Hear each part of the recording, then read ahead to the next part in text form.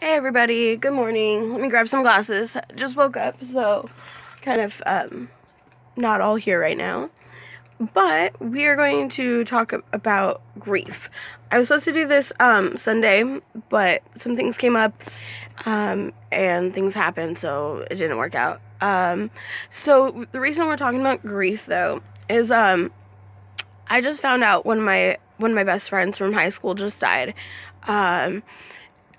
And she died from cancer, and so it's I also missed her her funeral, and I just found out, and she died 2 months ago, so it was kind of like a slap in the face, kind of like it hurts really bad. And usually if anything like hurts like that, anything to that effect, like when my dad died, that's when I started using again. When I had a miscarriage, that was when I relapsed again, and so forth. So for me, those are my relapse triggers, by far bit. And so what we're going to talk about is we're going to talk about grief. And you guys probably have heard of the 5 stages of grief, like denial, acceptance, blah blah blah. And those are good. They're not great, but they're good. This thing that my rehab counselor actually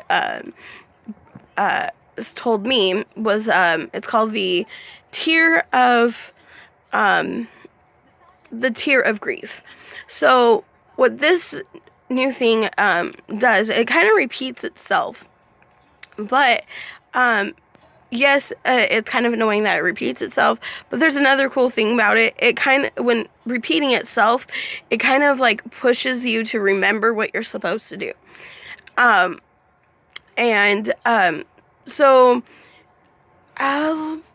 sorry guys, I'm a little disorganized. See if I can find my paper. The tears of grief.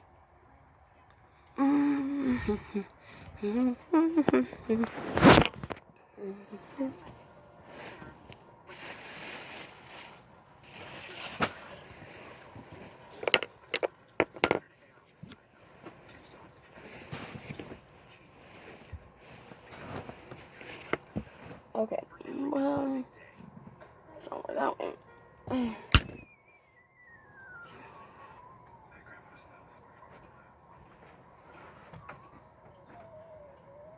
Alright, found it, guys. So the tears of grief is, Alright, tears of grief. To accept reality of the loss. So when doing this, it's like wanting you to, accept that everybody dies, it happens, it sucks, and I hate that fact. Like, it's like, I feel like that's kind of like more of a slap in the face to the person than anything. It's like, yeah, I died, who gives a fuck? So, like, I understand why they're saying how they're saying it, but at the same time, you're like, bro, really? Sorry, my camera, guys. I'm struggling up in here. Okay, here we go. So, to accept the reality of the loss. So, I have accepted that she's gone now. I found this out Monday. It's now Wednesday. And she died September 5th. So rest in peace. And this is what I'm reading off of, by the way. The second one is experience the loss. And this is where I fuck up a lot. I'll call that one out wholeheartedly. I fuck up a lot on this one because I don't like to experience the loss. Why would I want to experience that pain? Most of people who use, not everybody, but some people, the reason they're using is to numb out, not because of anything else, just to not feel what they're feeling. And that's a lot of why I use. It used to do with I guess even back when I first started using, it was because of a traumatic thing. So I've always used for traumatic reasons. So The other thing is, it says to adjust to the new environment without the lost person. So, adjusting to a new environment has been easy for this loss, but like with my father, he's been gone for 3 years, and so that one's even more harder, because that one, this friend of mine, we lost contact after high school. Actually, my sophomore year, after my sophomore year, because I transferred schools. Now, we also had a falling out, so I actually got to make amends to her. She forgave me. She goes, we were young, dumb, stupid. So, that was nice to be able to do that. And I feel a lot better with that.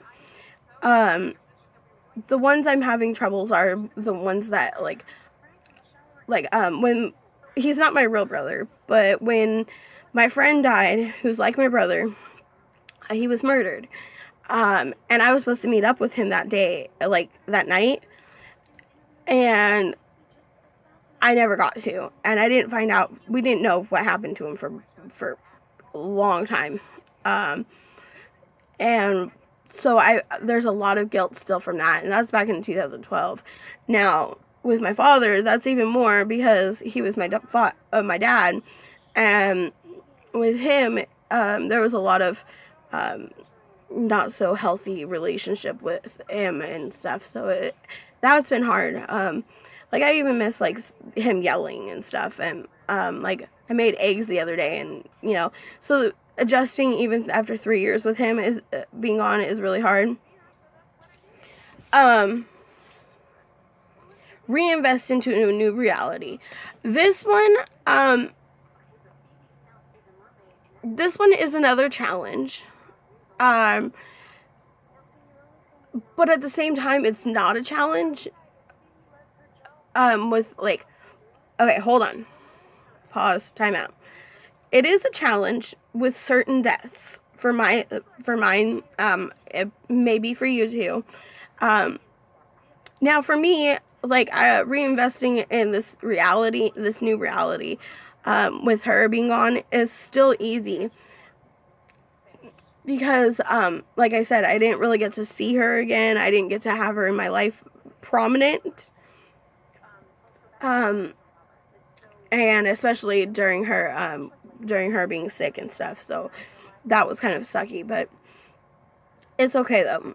She's not hurting. And that's all that matters. And I know anybody that right now that is dying usually is hurting for some reason. Whether you get murdered or whatever, you're still dying in pain somehow. Whether that's pain from your own mind or whatever.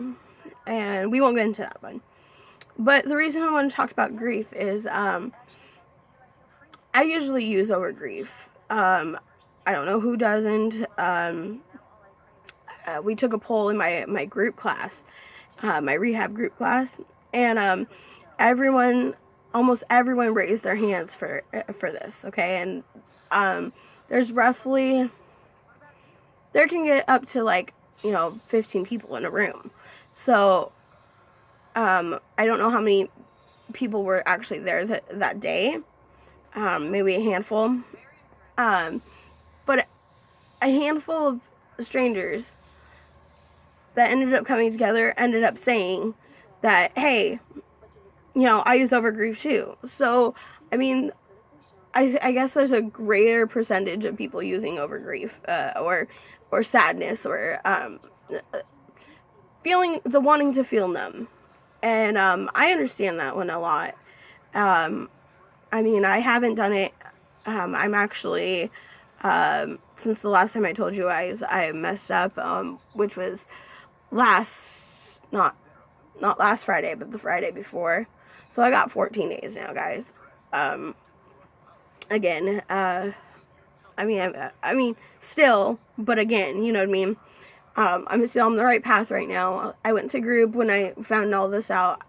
The day I went to group, I was excited first, and then I usually recluse and start and then go downhill.